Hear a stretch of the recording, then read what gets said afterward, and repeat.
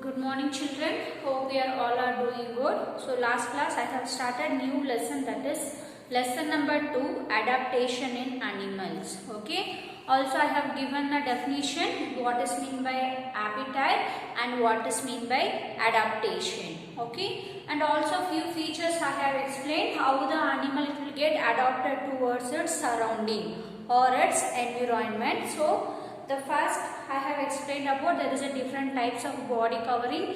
Few animal will be having a fur and wool on the skin. Also few animal will be having a feathers, shells, scale and other coverings also we have seen, that is a chameleon. Okay. And next different types of breathing method, because the animal it will be in a land and few animals it will be in a water, and all the animals will be involving in a breathing process, but the breathing manner it won't be in the same for all the animals. Okay. Few mammals they will be having a nose and they will be having a lungs for the breathing purpose, but few insects like a cockroach and grasshoppers and all will be having a hair holes in their body. Okay. Also we have seen the aquatic animal it will involve in a breathing process. Now in this class we are going to see eating habits. Okay, because all the animal it won't be having the same type of food habits. It will be vary from animal to animal. Okay, eating habits. Animals living in different regions and parts of the world have adopted to different food and eating habits. The mouth part of an animal are adapted or suited for its food it eats. So based on the what type of food it will eat, so based on that the mouth part also it will get changed into animal to animal. You can see now dog mouth, also you can compare with the zar mouth. Okay, there is lot of difference. Okay, this is based on their food habits. Okay, first one, cow, goat, zebras and giraffe are herbivorous. What does mean by herbivorous? The plant eaters are called herbivorous. Example, cow, goat, buffalo, ox. So those animal completely will depends on plant. Okay, so those animal it is called as a herbivorous.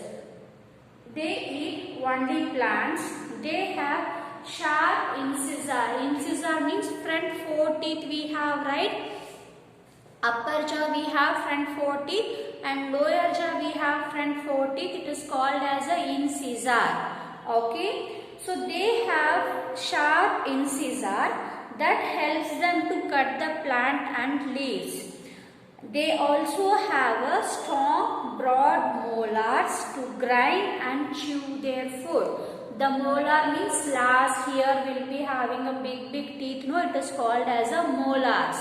So as with the help of incisor teeth, it will cut the plant part and leaves, and from the help of molars it can able to grind their plant leaves. Okay, so that it will come under a herbivorous. Now we are going to see for a carnivorous. The carnivorous like lion, tiger and jackal are flesh-eating animal. Okay, so it will be having a flesh of other animals. They have sharp pointed canine. The canine is after 4 incisor teeth we can able to find next teeth, that is called as a canine. Okay, here you can see in the image how the animals it is having a sharp pointed canine. Okay. So, these animals, that canines, it will be helpful for tearing the flesh. Okay, it will be helpful for tear the flesh. They also have strong grinding teeth to chew the flesh and crush the bones. Also, they will be having a very strong teeth, children. It can able to grind the bones also. It can able to grind the bones and chew the flesh of other animals. It will be having a sharp pointed canines that it will be helpful to tear the flesh. It is having a very strong teeth, so it can able to chew the flesh and it can able to grind the bones. And next we are going to see omnivorous. Omnivorous eat both plant and animal part. Example we can take like a crow, human and bear. Okay, so this animal, they will be depends on both plant and animal source. Okay, here omnivorous, eat plant part and flesh. Cow, man, bear, etc. are omnivorous. They well developed incisor and molars. Incisor, molars help them to cut very hard as well as soft food. This omnivorous, they will be having a front sharp incisor. Also they will be having a strong molars. Okay, it will be helpful to bite very heavy part. Okay, which are the food it is very hard, so it will, with the help of incisor molars we can able to bite it. Okay, and like rodents like rabbit, rat and squirrel. Have you seen this animal, children? Rabbit, rats and squirrel. The front two teeth, it will be very long and it is sharp. The front two teeth, it is having a very long and it is sharp. Okay, so help of this two teeth, it can able to cut the nuts and it can able to cut the fruits. Okay, because this two teeth, it is called as a knob. Okay, front two teeth will be having a very long and broad and also it is very strong. Okay, with the help of teeth, it can able to cut the nuts and fruits. This type of animal, it is called as a novores. It is called as a novores because with the help of front two teeth, it can able to have the food. Next, snake have curved, sharp teeth that actually hollow poisonous jaw. Here the snake will be having a sharp curved teeth. Hollow means inside there is a space will be there. Their poison is connected. Okay, it is having a poisonous jaw. See, when it will bite some animals, no? So it will be like a injection. Okay, it will be giving a like injection syringes inside. The poison will be there. The poison will be getting passed into the other animal. Okay, it is very dangerous animal. See, once it will drop the poison inside the prey. Okay, the mouth, it is like a elastic jaw. It is having a mouth. It is like a elastic. It can able to expand. Okay, also the complete prey, whatever the animal it is biting, no, for example rat or a frog. Okay, whenever it want to eat that animal, what it will do, first it will be with the help of their teeth, first it will be giving a poisonous injection, the animal it will die. Then with the help of elastic jaw, it will swallow their old food. Okay, it will swallow their prey. Next, snakes also have elastic jaw that open very wide and help them in swallowing their prey. Large snakes like anaconda wrap themselves around the prey, crush them to death and swallow them using their elastic jaw. This anaconda is a very big snake family. Okay, very big snake. Okay, so this snake, how it will have its food? For example, if it is attacking any human, what it will do? That anaconda body, it is very huge. It will be wrap the human body. It will wrap the human body and it will crush it. When it will crush it, what will happen? All the bones it will get break. Also the person, it is very impossible to survive. They will die. After using their elastic jaw, it can able to swallow their food. Next, frogs have long sticky tongues. It is usually curled inside the tongue mouth.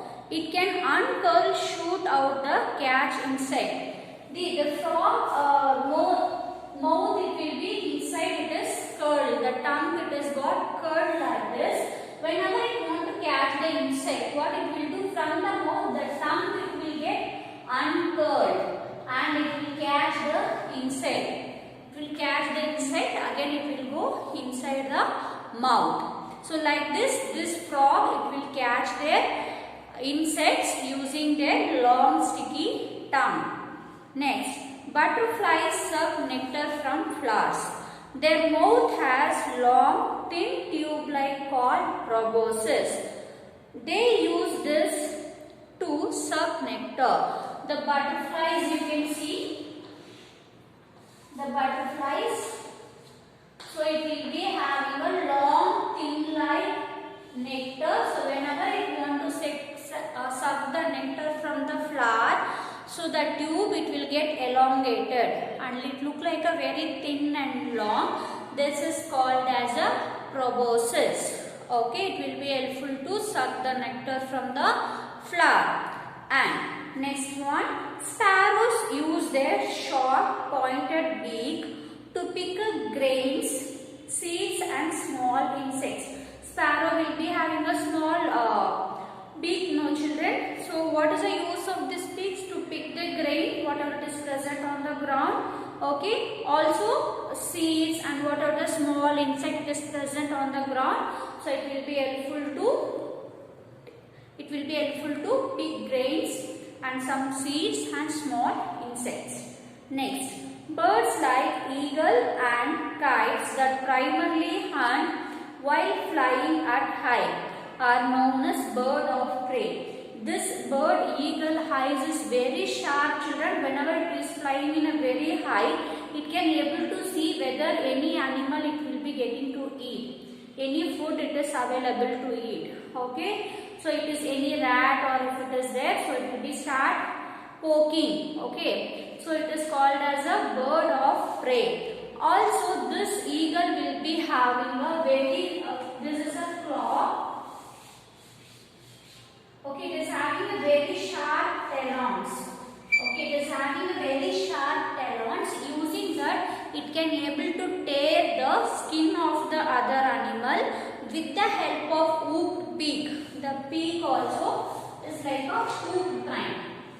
Okay, it is very sharp and hook kind beak. Using that, it can able to tear the flesh and it can able to eat that flesh. Okay, so this is called as a bird of prey. And next one we are going to see movement in animals. The animals it will be either in a terrestrial, that is in a normal land, and few animals it is in an aerial, that means flying animals like a birds, and few animals it will be in water, it is called as a aquatic animal. So the movement it will be get vary from animal to animal. Okay. Here you can see the terrestrial animal will be having a 4 limbs. Okay, the front 2 it is called as a 4 limbs and back 2 legs it is called as a hind limbs. Okay, the normal terrestrial animal will be having a 4 limbs. Okay, that is the legs. For example, you can see dog, cat and cow and all will be having a 4 legs. The front 2 it is called as a 4 limbs. And back to it is called as a hind limbs. Movement. Animals move from one place to another for various reasons. They move search of food, to build or to find the shelter to protect themselves from the enemies. They have limbs or other parts that can help them to move. Here, the terrestrial animal. Many animals living on the land have 4 limbs. The front limb are called forelimbs and back limbs are called hind limbs. Horse, goats, dogs, cat, tiger, etc. walk and run on 4 legs. Human beings use only hind limbs to walk and they stand erect with the help of hind limbs on the ground. We have hind limbs that is called as legs. Okay, we will be standing with the help of your hind limbs. Okay, but kangaroos use their hind limbs to hop around. The forelimb it is very small, so whenever it want to hop, it will be using a hind limbs. Next, Reptiles like crocodile, turtle, lizard have 4 short limbs. They used to crawl on the ground. Crocodile and turtle, lizard and all, you can see the limbs, it is very small. Okay, using that limbs they can be crawling on the ground. But few animals like snakes and worms, they do not have legs. Okay, but they will be having scales on their body. Okay, so it will be taking a support on the ground, and it will be taking support on the ground, and it will be moving to one place to another place. Snakes and worms do not have legs. They have scales or plates on the underside of their body, which grips around help them to move. It will take grip from the ground, and it can able to move. Next, ant and cockroaches have crawl on with the help of their legs. Ant and cockroaches, there is many legs. Okay, using that it can able to walk. Okay, using that it can able to crawl. Lotus and grasshopper have strong, long hind limbs. Hind limbs means back limbs. Using that it can able to use for a hopping. Next, we are going to see aerial animal. The aerial animal, it is usually it will come under a birds. They will be having wings. The 4 limbs, the front limbs, it got modified into wings. Okay, also we can able to find out a pair of hind limbs. Here, aerial animals. Most birds can fly. They move with help of wings, which are covered with feathers. Wings are modified into 4 limbs. That wings is covered with feather. The 4 limbs it got modified into wings. By moving their wings up and down, they push themselves through the water. They push themselves into air. See, the wings they will push up and down. They will fly up. Okay, they will fly up. The birds change the direction. How the birds it will change the direction? Using the tail feather. On a tail part, okay, using the tail, it can able to change the direction. Okay, if the bird is flying at right hand side, if you want to turn it as a left, first it will, with the help of their tails, so it can able to change the direction. Next, birds change the direction of their flight when held. Then the tail feathers also it will be helpful in changing their direction. Their bodies are very light and making it easy them to fly, because the bones, it is hollow bones. Inside there is an empty cavity, so that is the reason the birds, it is very light in weight, so it can able to fly easily in the air. Okay, and crow, sparrow, eagle are common bird that will be flying on the sky. Some birds have very large and heavy body, and poor the wings it is not developed that much, so those birds can't able to fly. For example, ostrich, kiwi, emu, they are flightless birds because they don't have wings to fly. Also the body is little heavy. Okay, so they will be walking and it will be running on the ground using their hind limbs. Okay, and next, butterflies, houseflies, bees, mosquitoes have wings to fly from one place to another place. Have you seen this?